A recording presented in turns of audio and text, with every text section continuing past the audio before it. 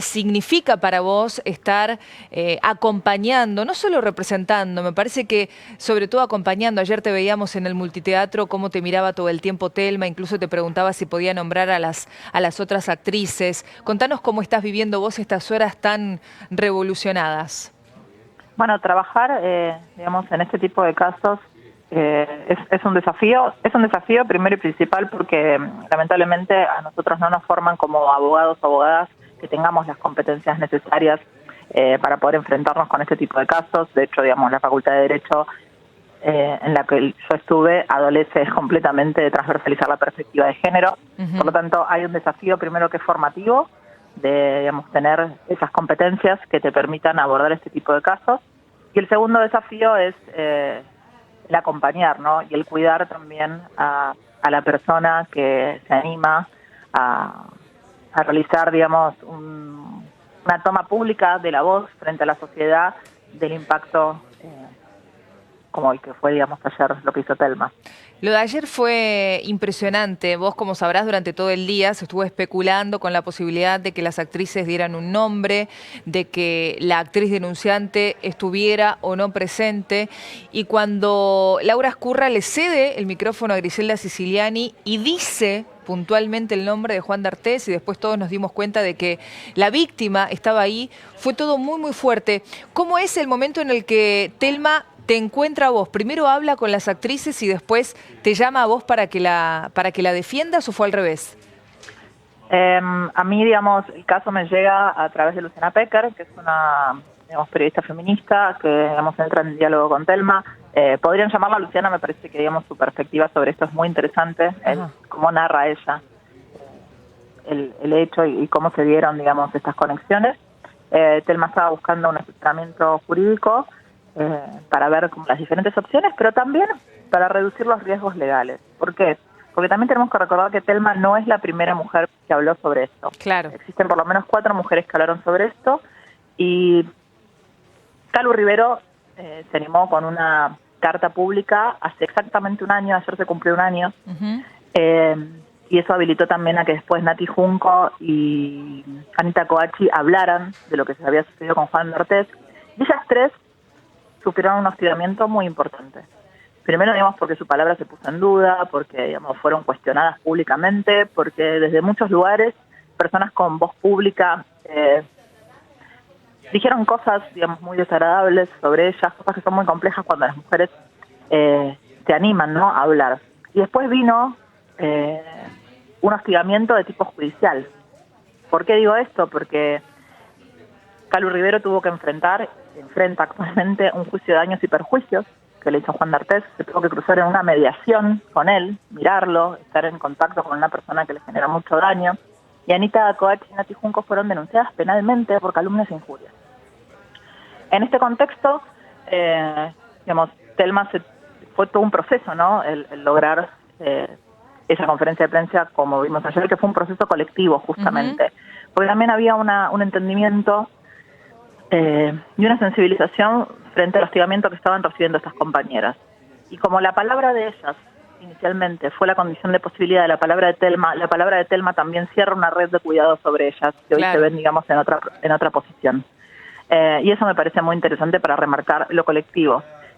Porque justamente imagínense si ese juicio contra Calu Rivero hubiera sido exitoso, y si, digamos, el juicio hubiera tenido un efecto negativo todas las mujeres, porque no nos hubiera sido como ponernos un bozal de alguna manera, ¿no? Totalmente. No hablar más. Totalmente. Callarnos. Entonces, otra vez.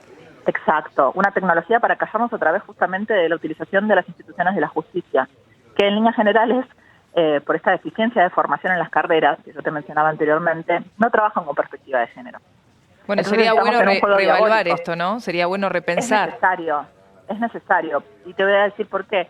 Porque actualmente estamos dejando por fuera las necesidades y las experiencias de más del 51% de la población, que somos las mujeres en la Argentina. El Poder Judicial no está preparado, y si no estás preparado, estás lamentablemente destinado a la mala praxis. Y actualmente nosotros sabemos que la inmensa mayoría de las denuncias que hacen las mujeres en situaciones de violencia son archivadas o terminan en absolución, porque no se recaba bien la prueba, porque no se sabe investigar y no se sabe juzgar.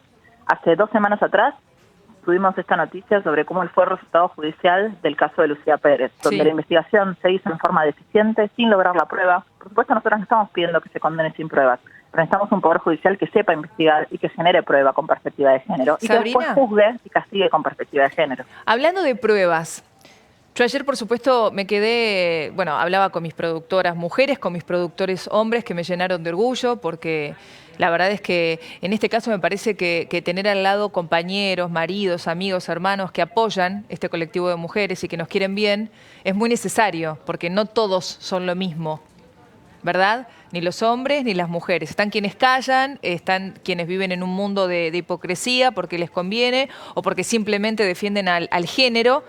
Y están quienes tienen una mente un poco más abierta y dicen, bueno, no, esperemos un momento, esta persona está denunciando algo. Digo, no siempre es necesario someterse a contar, porque yo comencé esta nota con vos diciendo lo importante que es hablar para sanar y para que otra persona pueda, con mi relato, contagiarse y animarse a hablar. Pero hay mujeres que no pueden hacerlo y que también tienen el derecho de simplemente hablar con un abogado y no exponerse públicamente a contar las humillaciones o las bajezas a las que fueron sometidas, y también es entendible.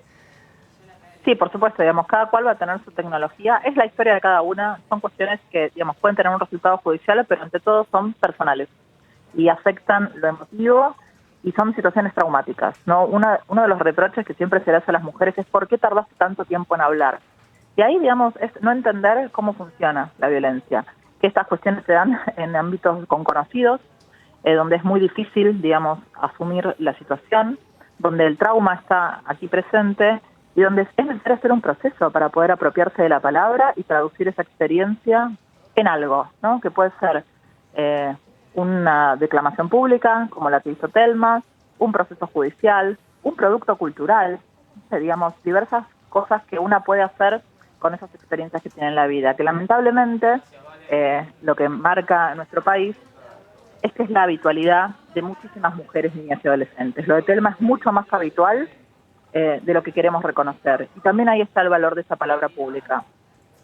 Totalmente. Te preguntaba antes y después me desvirtué con otra cosa, pero te quería decir con el tema pruebas. Sí. Ella presenta la denuncia en Nicaragua. Ella antes de esta conferencia de prensa viajó a Nicaragua, dejó sentada la denuncia. Tengo entendido que se sometió a un examen médico. ¿Esto es así? Se hicieron pericias. Le hicieron pericias. Pero digo, según tus estudios, ¿va a ser fácil o va a ser bastante complicado, pero no imposible, probar lo que pasó aquella noche entre las cuatro paredes de ese hotel entre Telma y Juan D'Artés? Bueno, lo primero que tenemos que entender es que desde una perspectiva clásica que no incorpora la perspectiva de género, se solía decir que es la palabra de uno contra la palabra Sí. del otro. Y esto lo que nos marca es una deficiencia en las herramientas para investigar. Hoy hay mucho desarrollo y verdaderamente podemos decir que no es la palabra de uno contra la palabra del otro. El testimonio es la prueba fundamental en este caso, pero ese testimonio se ve reforzado por otras pruebas, por ejemplo, pericias, o pueden ser también otras pruebas que den contexto, ¿no? Que, digamos, se van aportando. Pueden ser, porque es muy difícil que haya testigos directos de este tipo de delitos, al igual que los delitos que, digamos, las violencias que pueden sufrir las mujeres adentro de sus hogares.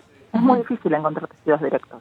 Claro. Bueno, no es el testimonio de uno contra el otro, porque también hay otras pruebas, más allá de la imposibilidad de los testigos directos, que sostienen y dan más fuerza a ese testimonio, que en este caso es la prueba troncal. Qué importante esto que decís, es importante todo. Uno siente, más allá de lo que ocurrió ayer, me parece que desde que surgió el movimiento Ni Una Menos, están cayendo caretas, se están abriendo cadenas, se están cayendo bozales, estamos pudiendo hablar, manifestarnos. Yo ponía en una de mis redes sociales que nunca más les vamos a regalar nuestro silencio, porque muchas veces, incluso Telma lo cuenta, con la frialdad que este actor se despide de ella en esta gira y la mira a los ojos y le dice, con tu actitud nunca te va a faltar el trabajo. Claro. Como una especie de complicidad con ella, de que si seguís por este camino de permitir este tipo de cosas, el trabajo nunca te va a faltar. En la mente de una nena de 16 años, que por supuesto hay algo mucho más privado, pero incluso nosotros hoy lo charlábamos fuera de cámara. A los 16 años no sabemos si la mayoría de las chicas ya tuvieron su primera experiencia sexual. Bueno, me parece que esto es un punto central lo que vos señalás, y es la falta de cuidado a nivel social, ¿no? De que la verdad es que estamos dejando desamparadas a las niñas y a los adolescentes. Y cómo ese cuidado tiene que ser justamente una función social.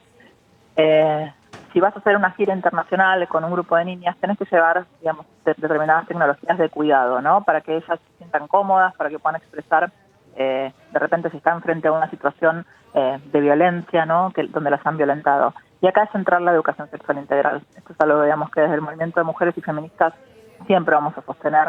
La educación sexual integral es una herramienta muy importante, es una herramienta de cuidado. Necesitamos que en las escuelas les abren a los niños, niñas y adolescentes de las violencias, que existan espacios donde los niños, niñas y adolescentes puedan decir lo que les está pasando.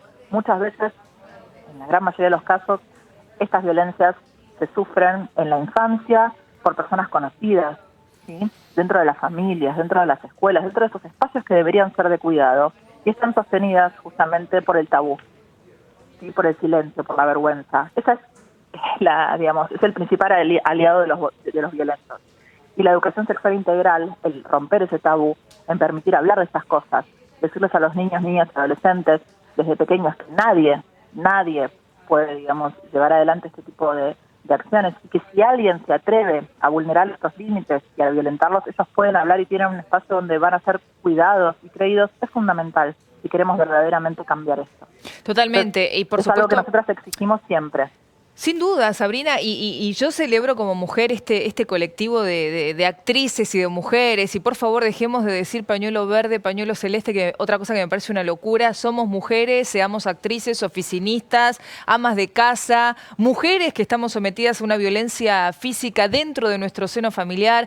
Somos mujeres que estamos todas juntas, atentas ante cualquier señal de alarma, porque lo que contó ayer Telma fue una locura que despertaba lo peor de uno, asco, indignación. La justicia va a tener que, por supuesto, hacer su camino, pero me parece que no sería necesario llegar a esto para que estemos atentos a decir, mira, esta persona me hizo tal cosa, me dijo tal cosa, me insinuó tal cosa. Ahora está también saliendo a hablar la sobrina de una vestuarista, de una productora que también aparentemente Juan D'Artés la habría arrinconado en un camarín. Digo, no es la primera vez que se habla de esto.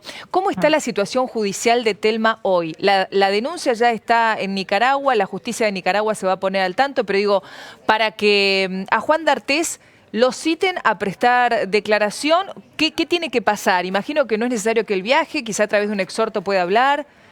Bueno, estamos viendo todo eso, digamos, la denuncia se presentó ayer y de repente empiezan a pasar cosas, surgen informaciones. En este momento no te puedo dar una certeza de cómo va a ser porque ha habido informaciones nuevas que tendremos que ver, digamos, qué es lo que sucede. Él también se tendrá que presentar con un abogado. Digamos, eso está como todo por verse. En realidad, digamos, está todo muy fresco a nivel judicial. O sea, la denuncia está presentada y ahora veremos cómo continúa el proceso. Sabemos que en Nicaragua hubo una revolución bastante grande por esta denuncia. Sí, o sea, Nicaragua está pasando por un momento institucional muy complejo. Sí. Digamos, es un país donde las mujeres transitan violencias, donde las mujeres no se pueden manifestar públicamente. No, es bastante machista el gobierno de Ortega, bastante machista. Y bueno, también esto puede llegar a ser en algún punto la posibilidad de tender un puente latinoamericano, ¿no? Con esas mujeres de Nicaragua, con este impulso de Argentina, con los ojos puestos sobre ese sistema judicial. Ojalá que tenga derivaciones que sean positivas para las mujeres de Nicaragua, eso también, ¿no? Pensándonos como un colectivo muy amplio. Después de la conferencia de ayer, ¿pudiste hablar más tranquila ya con Telma? No hablé con ella, no la quiero molestar. Hablaremos, digamos, cuando las aguas se aquieten un poco más. Es entendible, es entendible.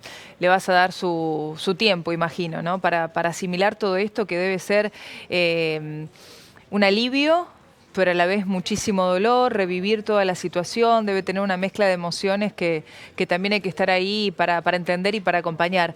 Sabrina, te agradecemos muchísimo tu contacto, teníamos muchas ganas de escucharte como abogada de Telma, es la palabra que queríamos tener hoy al comienzo de nuestro noticiero, así que te agradecemos. No, yo les agradezco a ustedes por el respeto de la entrevista. Es muy importante que también desde los medios de comunicación empecemos a enfocar estos temas con la seriedad que merecen y desde ese lugar ustedes han hecho un gran aporte. Gracias, gracias, muchísimas gracias. Bueno, Adiós. ahí escuchaban ustedes a la abogada de Telma, una mujer muy importante, una mujer que fue elegida por la revista Time, se lo iba a decir, la iba a felicitar y no pude hacerlo, como una gran